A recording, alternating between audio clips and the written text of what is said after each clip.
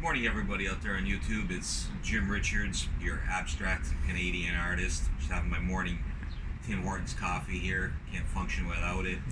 And just getting out of the studio. I'm out here in the sunshine. It's funny, as a Canadian, some people think that there's just polar bears up here in this country and different other things. Well, I'm in 80-degree weather right now, and it's a beautiful country. So there's a lot more to Canada than just polar bears and ice hockey. There's people like me who just sit here and paint abstract paintings all day. So I wanted to show you this one. It was completed, and it's a fluorescent piece, and I wanted to show you the colors in the daylight because it's quite fascinating. You can see the brightness of the colors. I'm just tilting the piece in the sunlight for you so you can see it.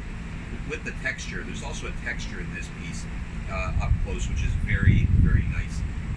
This piece is done on a 24 by 24 inch wooden panel with about 1 3/4 inch white sides on it.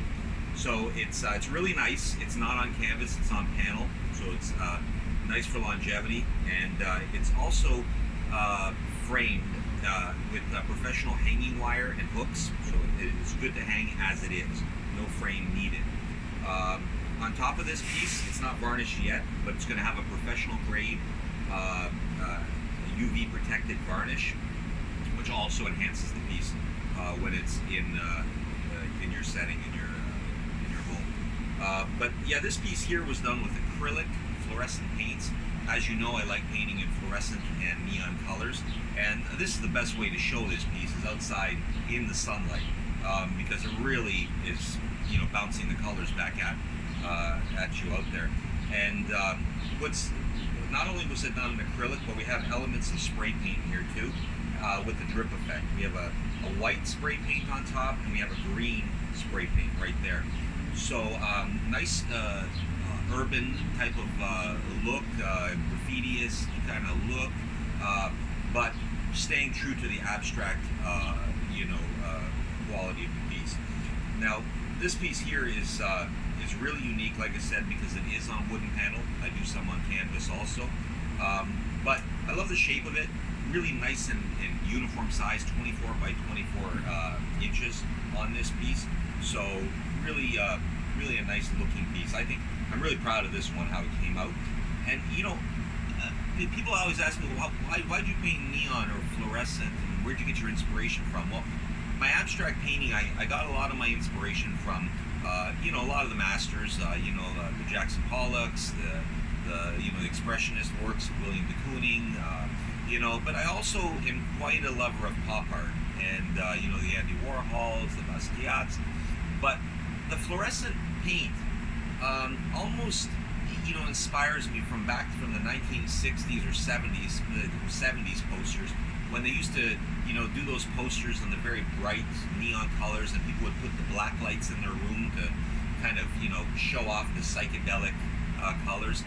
I kind of get a lot of my inspiration from those times when these colors were appreciated, and they were respected, and it was a movement, and I think these colors were always classical colors, and they should be showcased, and they should be appreciated, because as far as pigment goes, they're lively, they're stunning, they really speak to you, and I really enjoy working with them, and I'm not so much into the muted colors and all this type of thing. So really excited to be using these colors. The technology, I use a lot of various type of paints and things like that. I've come a long way also, and the technology has made it so the colors are I believe even more vibrant in some cases. So really interesting to work with it. But just to tell you some of the inspirations that I had gotten while making some of these pieces. So yeah, I'm just tilting the piece again for you, just so you can see the texture in the paint, and also in the sun, out of the sun, just to show you the different effects, because the fluorescent does capture the light. So it just depends on what light source you are putting on it, but it is a vibrant piece nonetheless.